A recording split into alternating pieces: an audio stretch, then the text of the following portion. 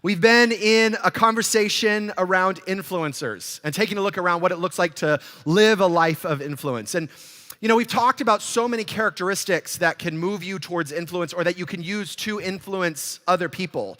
You can certainly influence from a place of intelligence and outsmart someone, and that can be a space of influence. You can influence from a space of power, either that is given to you by role or that you just naturally hold in life. You can certainly influence from a place of charisma. Whoever is the most charismatic oftentimes has the most influence over a room or a community or a family. But I found that there's one characteristic that's absolutely necessary if you are going to live a life of influence, and especially if you're going to live a prolonged life of influence. It's easy to influence for a moment.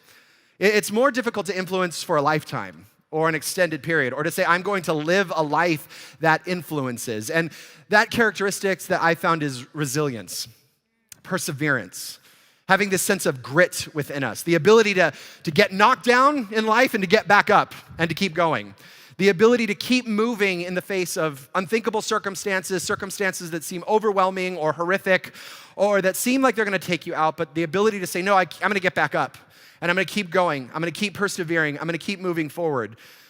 See, because what I found is that for most of us, we are influenced by our circumstances. That we find ourselves in a specific circumstance, and that defines who we are. Life hits us. We don't like the way things show up. Heck, we don't like how people show up in our lives. And we find ourselves being influenced by the events that are taking place around us. I was working with someone just a few months ago, and they were longing to transform a relationship that had been broken in their lives. And we were on a call, and they had made a commitment to have a conversation with this person to start the restoration process. And we get back onto our next coaching call, and I said, how did it go? And they said, I couldn't have the conversation. I thought, you couldn't? Really? What happened? Did you lose your voice? What's going on here, right? He said, they just made me so mad that I could not say what I needed to say in that moment. How many of you have ever been there? Like, I'm just so mad, I can't say what I want to say. And I asked him, I just said, I didn't realize you gave them that much power. He was even more mad with me. He didn't like that. See, because in that moment, I asked him to notice, do you notice how much that person influences you? Their actions, their words, their decisions are actually informing how you live your life. And they're actually at the driver's seat of your life now, not you. They're actually informing how you're going to choose to live, how you're going to speak, how you're going to engage, and what you're not going to engage. See, for most of us, we go through life reacting to people and reacting to situations and allowing ourselves to be influenced by the situations that we find ourselves in. This is why two people can go through the exact same circumstance and have very different experiences on the other side. We all know people who have been through horrific circumstances, the same horrific circumstances, and one will come out elevated and one will come out down and out as a result of going through those circumstances. See, because resilient people recognize that they define their circumstances, that their circumstances do not define who they are. And one of the greatest predictors of living a resilient life, of living a persevering life, is living from a space of hope, which is much easier said than done, isn't it? It's easier for a motivational speaker to get up and just say, just have hope, right? It's different to actually live from that space.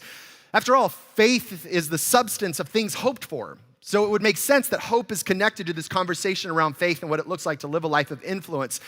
And most of our conversation has actually been leading up to this point, that if we can actually put our trust in a God who is going to show up when things seem impossible, then there's a space to believe in the promises that he has given to us and therefore put our hope into whatever he says he is up to in our lives. Then we can put our trust in him. We can recognize that when it feels like the story is over, it isn't yet. That when it feels like this is where things get dark and the end has come, that it's not actually the ending quite yet. So how do we get there? How do we get to a space where our lives are defined by hope and we live in a space of resilience and perseverance and grit? Let's be honest. How many of you have areas in your life that you're just afraid to hope for? I do. There are so many areas in my life where I've just decided it is better to live in despair than it is to hope again and lose. That it is better to not dream and not be let down than to dream and feel the sting of defeat, to feel the sting of hopelessness, to feel the sting of once again not getting what we long for, or not having God come through for us, or not getting what we thought we were promised in the middle of that. There's a quote from Shawshank Redemption that I love, talking about hope, and it says, let me tell you something, my friend. This is Red talking. He says, hope is a dangerous thing. Hope can drive a man insane. Because I think we've all had those moments where we hope and we hope and we hope, and maybe there's some of you like me in this room that there are things that you've been hoping for decades.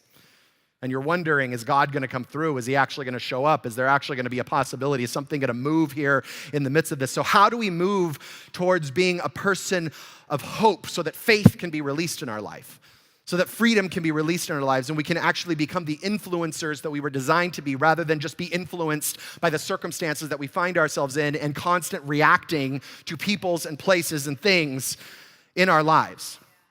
So we come to this moment in Hebrews chapter 11, start verse 23. Actually, it's a story that most of you should know. Even if this is like your first time in a faith context, you've probably heard this story before. But it says, by faith, Moses' parents hid him for 3 months after he was born because he was no ordinary child. And they were not afraid because of the king's edict. By faith, Moses, when he had grown up, refused to be known as the son of Pharaoh's daughter. He chose to be mistreated along with the people of God rather than to enjoy the fleeting pleasures of sin. He regarded disgrace for the sake of Christ as of greater value than the treasures of Egypt, because he was looking ahead to his reward. By faith, he left Egypt, not fearing the king's anger. He persevered because he saw him who is invisible. By faith, he kept the Passover and the application of blood, so the destroyer of the firstborn would not touch the firstborn of Israel. By faith, the people passed through the Red Sea as on dry land, but when the Egyptians tried to do so, they were drowned. Now Moses, he was born a Hebrew, and at the time, the Pharaoh found out that there was this prophecy that one of the Hebrew children were going to be the emancipator, and so he had all of the firstborn killed. And his mother, Miriam, puts Moses in this basket. He's floated down the river. He's found by an Egyptian princess. He's raised in Egyptian royalty as the Prince of Egypt, hence the movie title. And he finds out along the way that he's actually Hebrew, that the people that are enslaved, that his people, the Egyptians, had been mistreating, are actually his people, and that he should be out there working himself, being overrun and overruled and beaten in the midst of this. And he actually leaves Egypt after killing one of the Egyptians in rage over what was taking place. And he has this encounter with God, and he comes back as this spiritual activist for the people of God. And in the midst of this, God sends plagues, and he empowers Moses to speak directly to Pharaoh, to take on the superpower of the world, and he eventually emancipates all of God's people. It ended with the firstborn of all the Egyptians being killed in the middle of this, and then he goes off into this 40-year journey into the wilderness. Now, here's the thing. I don't know about you, but I wonder how many of us, if we were in Moses' position, when we're sitting there and one day it dawns on us, oh, I'm one of the Hebrews. I'm one of the enslaved people, would not just go, well, sucks to be them, right? I don't know about you, but I'm not like, oh, hey, let me vote. Can I do a 23andMe and just make sure my DNA is good, because maybe I should be out in the field making bricks out there. Why bother going through all of the problem of emancipating a people from a superpower? Why not just stay here and eat grapes and raise a cat and have a pyramid built to you and enjoy all of the pleasures of Egypt? Why leave the comfort of your position to make this moment happen? Instead, he chose to be mistreated along with all of his people. See, Moses had something that was absolutely required for resilience and influence. See, it's what actually called him out of the hamster wheel of his comfort as being the Prince of Egypt, and out of easy living and into a higher calling in his life. And see, what he had that most of us lack at times in life is elevated vision. That Moses could see things that most people couldn't see. And he could see further than most people were willing to see. See, do you ever find yourself in destructive, predictable behavior and thought patterns, and you know they're destructive as you're engaging them? Let's be honest, right? All of us, right? I mean, how many of you have, I know, I'm sure none of you have ever experienced this, but how many of you have ever been ordering food in the drive-thru, and while the order is coming out of your mouth, you're thinking, I should not be ordering this food? You know what I'm talking about? How many of you have ever put your credit card out to buy something, and in your head, as you're swiping your card, you're thinking, I don't have the money to pay for this, right? Or let's get more. How many of you ever lashed out at someone in anger, and while the words are coming out of your mouth, you're like, I am a horrible human being, right? I should not be saying these words. Only an ogre would be saying these words. And here I am, freely saying them, giving them without cost to anyone around me here. Or how many of you have reached for the addiction one more time, and in the middle of it, you're like, I know this feels good right now. In just a few minutes, I'm going to feel horrible from the result of this. How many of you have engaged that thought over and over and over again, and you know it's just making you worse and worse and worse and disempowering you over and over and over again, and you keep engaging the thoughts, or you replay the bitterness over and over and over again, the moment of betrayal, the moment of hurt, the moment of letdown, and you keep going back to it, and you know it's not actually empowering you, it's actually disempowering you, and you keep engaging it over the time. The whole time we're asking, why am I doing this? See, it's not a matter of not knowing what's good for us in the moment. It's something completely different. Or maybe there is something that you don't do, and while you're not doing it, you know that you ought to be doing it, right? Like, how many of you have been in a moment where you're like, I'm supposed to speak up right now? I'm supposed to say something. I'm supposed to pick up the phone. I'm supposed to send the text message, and then you don't.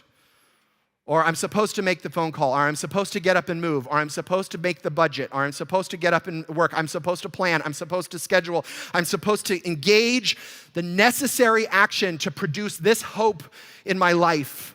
And the whole time you're asking yourself the opposite question, why am I not doing this? I actually know what to do. In fact, let's just do a survey. In that area that you do the destructive thing, how many of you actually know what you need to do or not do? Raise your hand. If you're like, I'm clear. See, it's not actually a matter of knowledge. I don't need to bestow some special wisdom on you today because it actually doesn't have anything to do with what we know to do or not do. See, we find ourselves here because we get in this grind mode rather than resilience mode. We just put our head to the grindstone and decide that we're going to turn this thing out ourselves, where we settle for the easy payoffs of the moment, usually because what is required of us seems or feels impossible in the moment. It feels like this is not going to happen, so why try? And so the circumstances feel overwhelming, and they feel hopeless. And so we start telling ourselves the lie, why even try to start or stop? Because it's not going to turn out. So our eyes then move and they become fixed on whatever is the immediate reward that we can find. We just decide this is where we're going. Because here's the thing. Here's what I know about the human mind is our human minds do not like complexity. We will find ourselves moving towards simplicity whenever possible. It's why the idea of 31 flavors of ice cream is nice until you get to Baskin-Robbins. See, it's easier when you're at In-N-Out and it's just like chocolate, vanilla, or strawberry, right?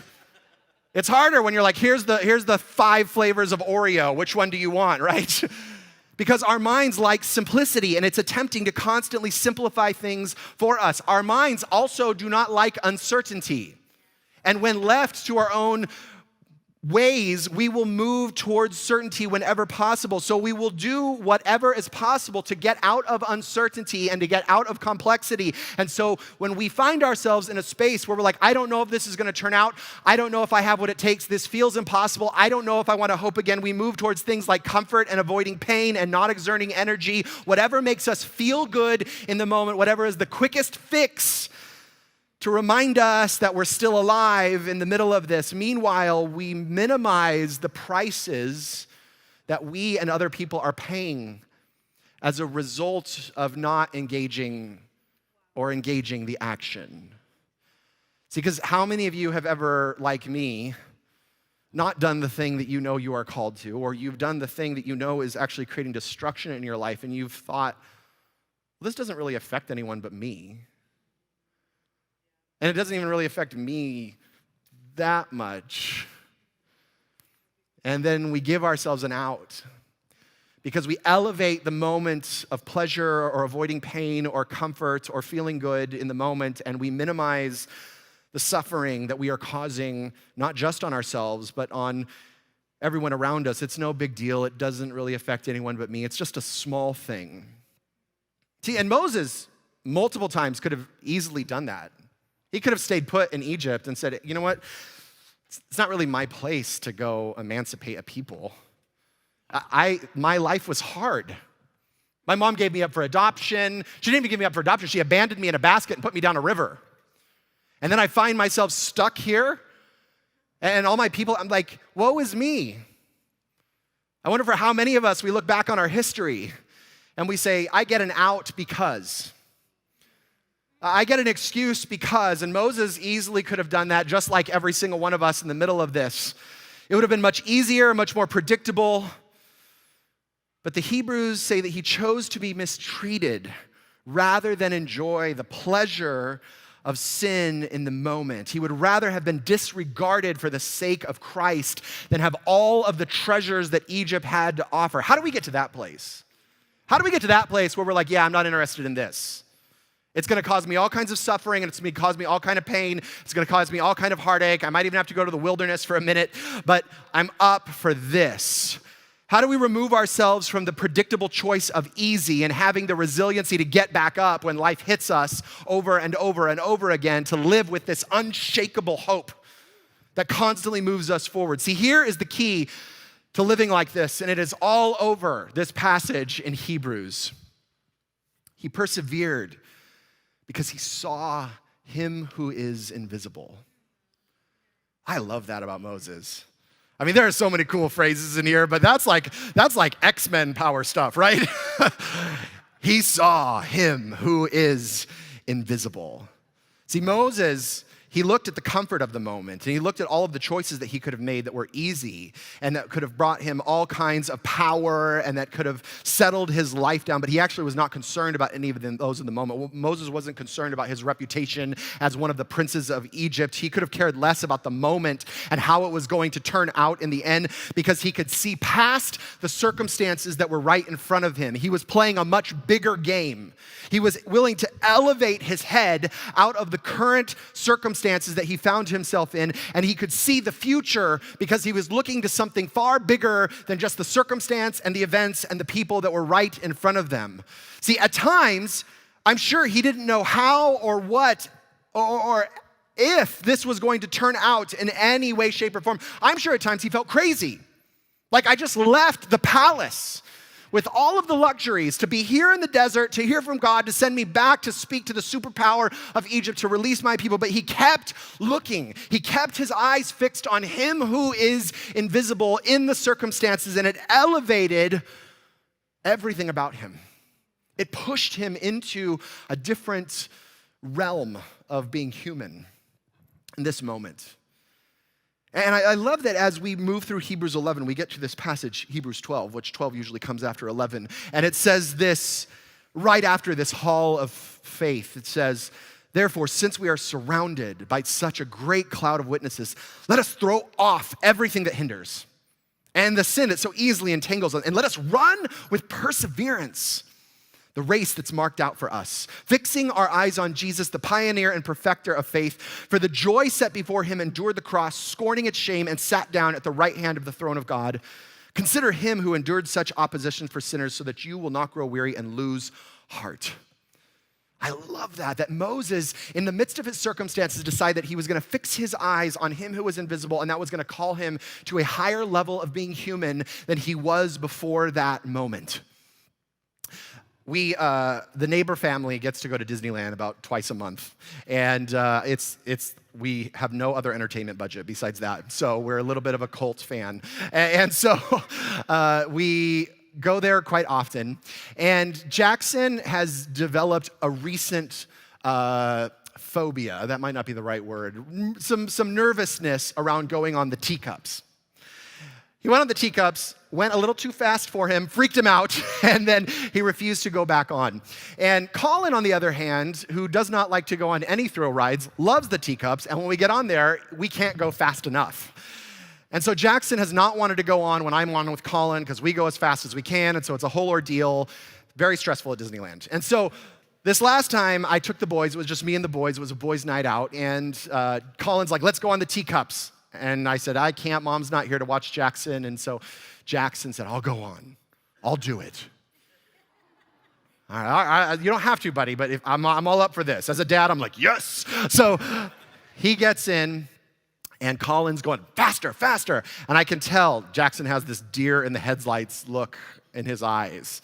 And I'm trying to figure out what to do as a dad. I'm thinking, is this one of those moments where I like push him, or is this moments where I comfort him? I know what Marla would do. She would be like, stop the teacup. But in the moment, I asked him, I was like, are you okay? And he said, everything's dizzy, everything's dizzy. And I told him in that moment, I said, all right, just keep your eyes right on me.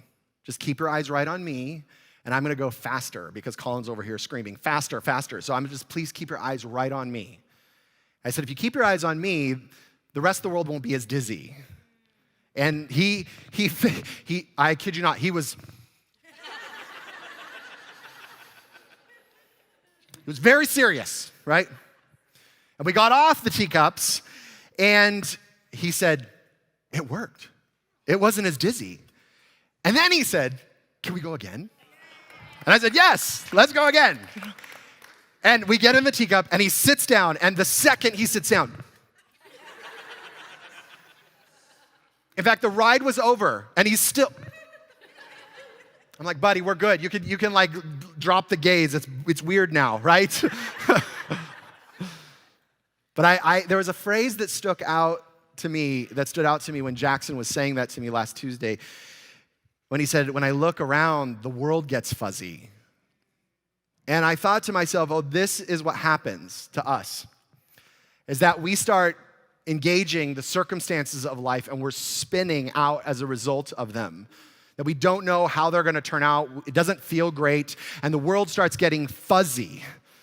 And when we find ourselves fuzzy, when the circumstances feel fuzzy, and when life starts getting fuzzy and we don't know what's in front of us, that's the moment where we fix our eyes on Jesus, where we start looking, where is he who is unseen in the middle of this? And how do I keep my eyes fixed on him? Because see, when we keep our eyes fixed on him, the fuzziness starts to disappear, and it elevates our thinking. It moves us from focus on the moment of what's happening and the future that is coming and promised to us. See, because when the pharaohs of life come after us, in this moment when our eyes are fixed on him, we will have the grit to keep moving forward. We will have the foresight to keep pressing on towards what's next, because the invisible God becomes more real and tangible and trustworthy and keeping of his promises than all the chariots and horses that Pharaoh can throw at us. And we find ourselves pressing forward because we are a people with a promise.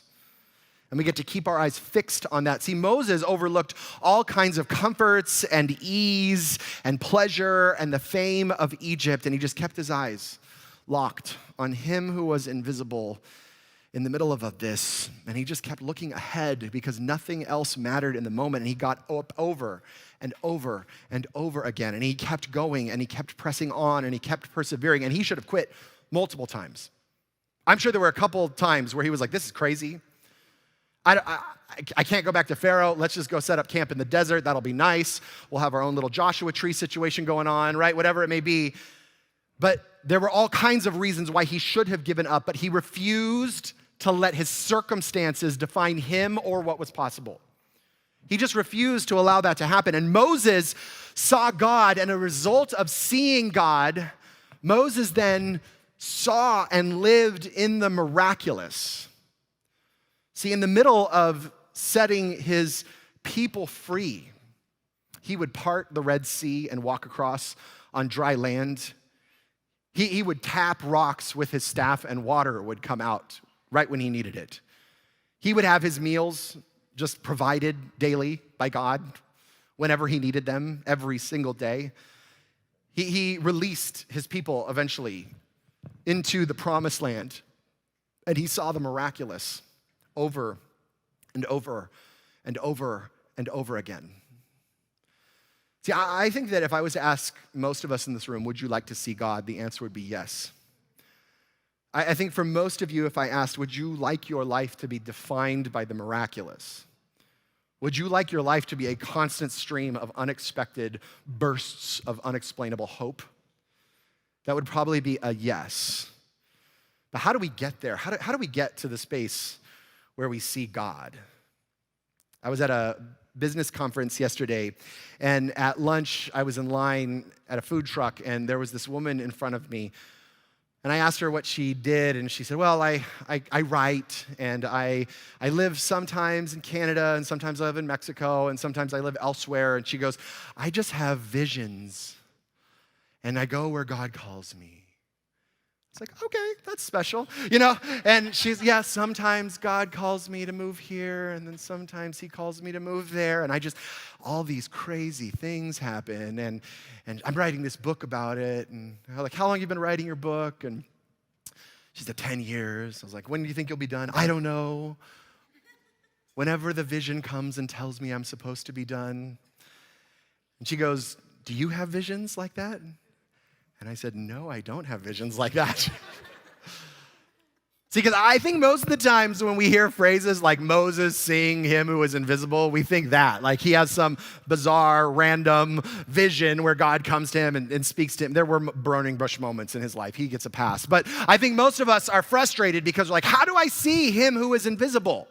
How do I actually encounter this God who is willing to connect with me in a way that produces perseverance and hope and resilience and grit so that I can actually see past the circumstances in front of me? See, I think most of us are excited to see God. Most of us are excited to live a life that is filled with miracles. We're like, bring that on. We're less excited about the context that God calls us in to see him and have the miraculous happen, because the context for that is sacrifice.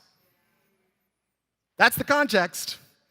If you're someone who's like, I want to see God, I would love to see him who is invisible, and I would love to live a life that is filled with the unexplainable, that every day I wake up and I'm like, man, what's going to happen today?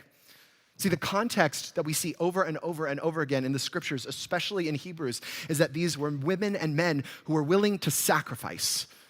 See, most of us want a miracle, but we're not willing to enter into spaces where a miracle is actually needed. See, we like to keep tight control over our lives. And we avoid the lows of life. Let's not let things get too out of control. Let's not let things get too despairing. Let's not get things too crazy. Or we avoid the highs. Let's not hope too much. Don't get your hopes up. Don't dream too hard. Don't envision too much, because you might be let down, and we keep our life in this very small, predictable, controlling box that we have complete control over it. But we still want a miracle in our lives. We still want God to show up. We want to see him who is invisible. And see, the problem is that when we keep our lives in this tight, controlled box, God looks at us and says, you don't need me. You got it. Apparently, you're not interested in entering into a space where you need me to show up.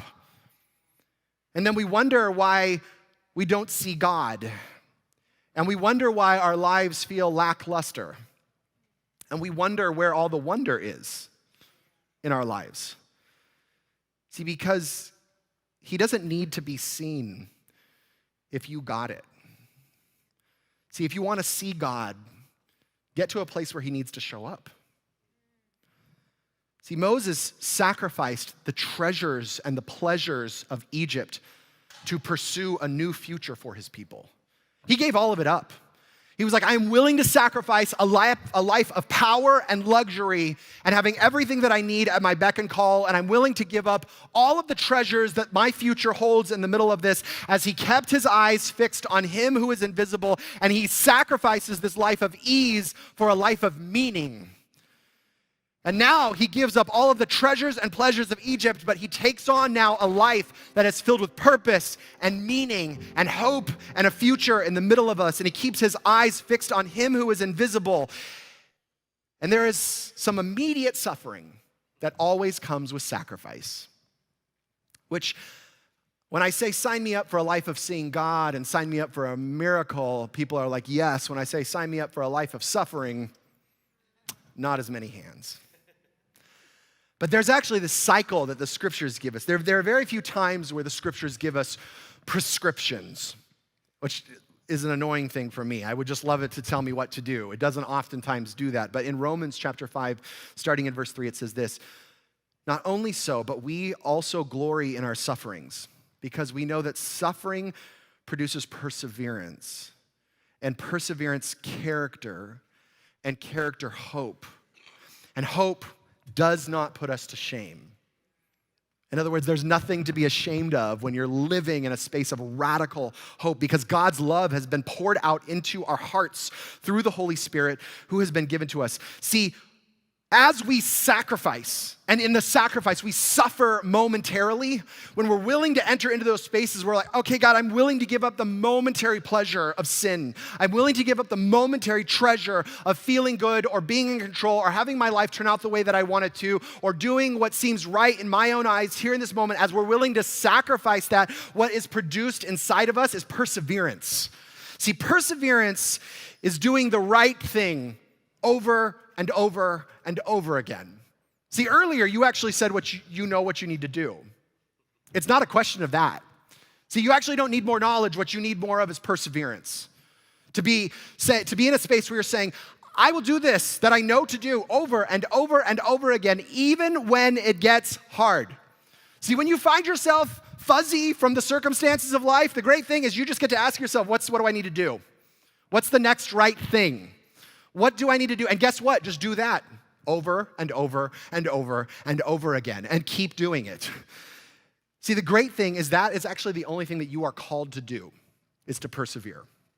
That as you suffer and as you sacrifice what feels good in the moment for this future that is calling you, and as you persevere in the middle of this, it actually produces what the scriptures call character.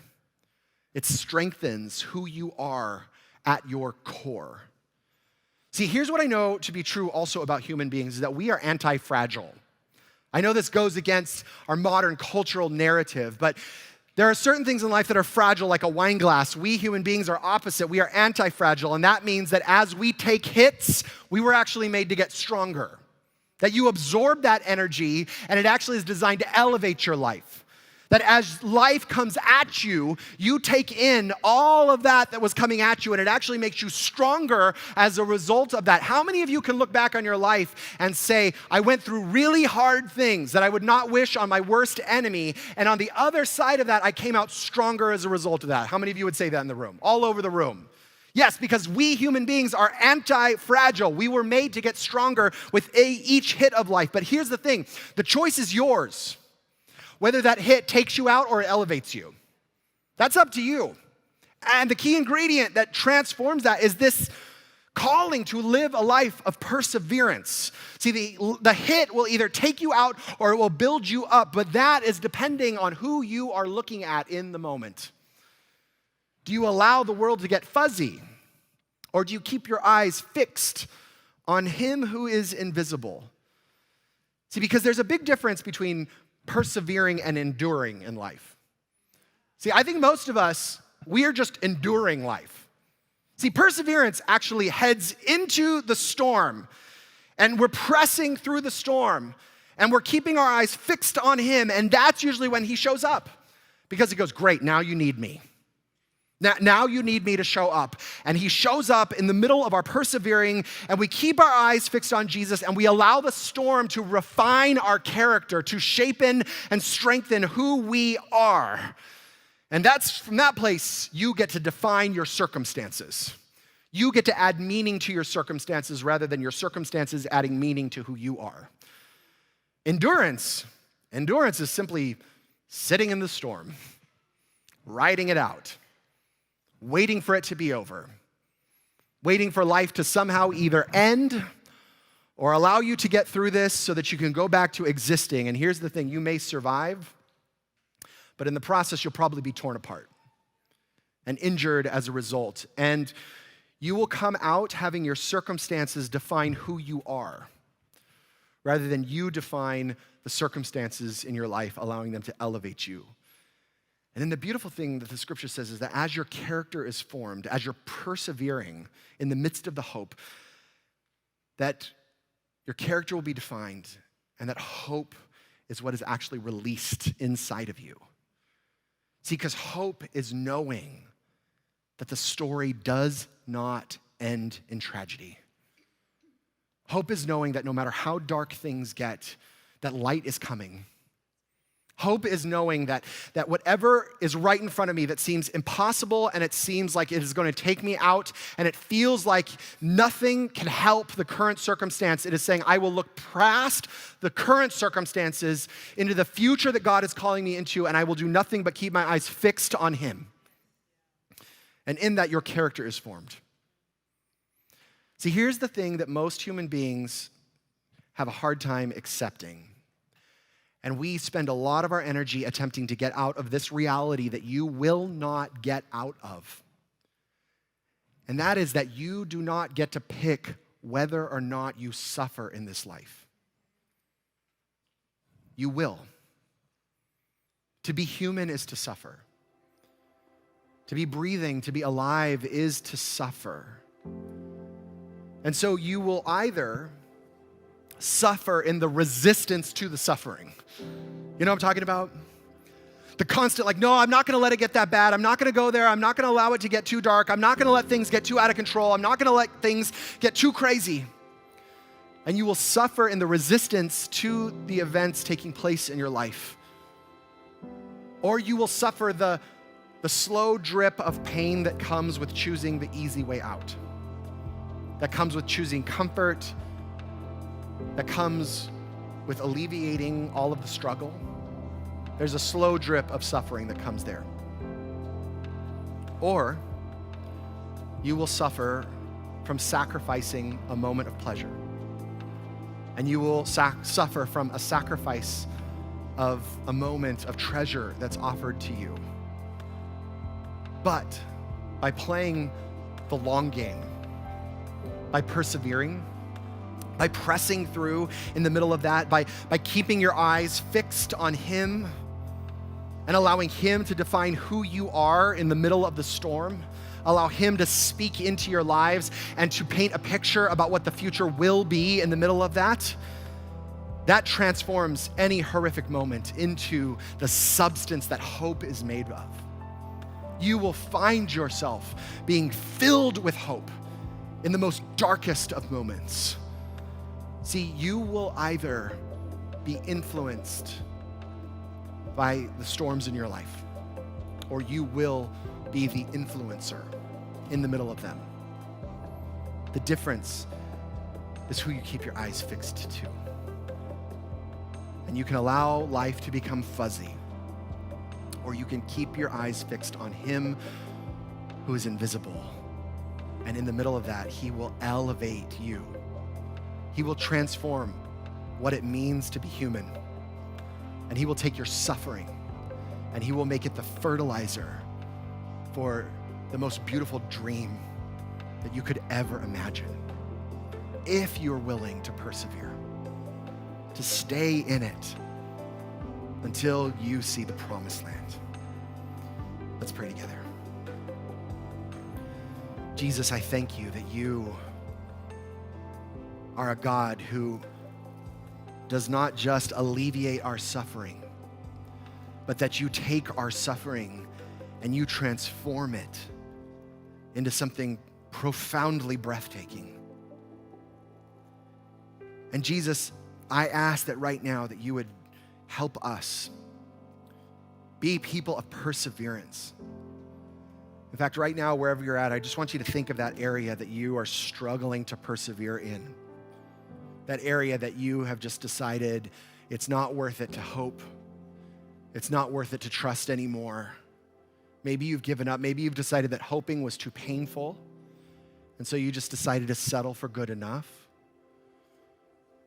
And I just want you to allow Him who is invisible to speak into that area right now, to invite you to dream one more time, to invite you to elevate your eyes beyond the grind in the moment, beyond all of those internal conversations, those lies that have been spoken to you over and over and over again, those thoughts that you entertain, that tell you it's not possible, that you'll never. And would you allow him who is invisible to reveal himself to you, to keep pressing forward into the future that he's called you to elevate your eyes. Because suffering and sacrifice, when you're willing to persevere, produces character, and character will produce the hope that you're longing for. And this morning, if you're here or if you're with us online and you have not yet connected to Jesus, this is actually what it's all about. This isn't just a, hey, get in the grind and persevere. This is allowing yourself to be elevated by a God who has persevered already for you, who the scripture said, for the joy set before him, endured the cross, that he suffered and sacrificed for you so that you could have your suffering transformed. And this morning, if you've not yet connected to Jesus, or maybe that's something you haven't done in a long time, maybe you found yourself here and you didn't even know it, but you recognize, oh, I need Jesus this morning. Would you just look up at me? All over the room. And if you're online, you can just type in the comments, Jesus, and I'll know what that means. And I want you just to pray this prayer. It's not magic words. It's just connecting to him. It's saying, hey, Lord, I give you my life. Just let him know that. I give you everything.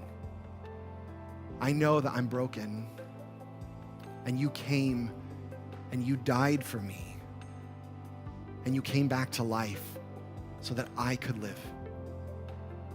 I make you Lord, and I give you everything. I thank you for who you are and for who you've called me to be as a result of that. I thank you. In Jesus' name, amen and amen.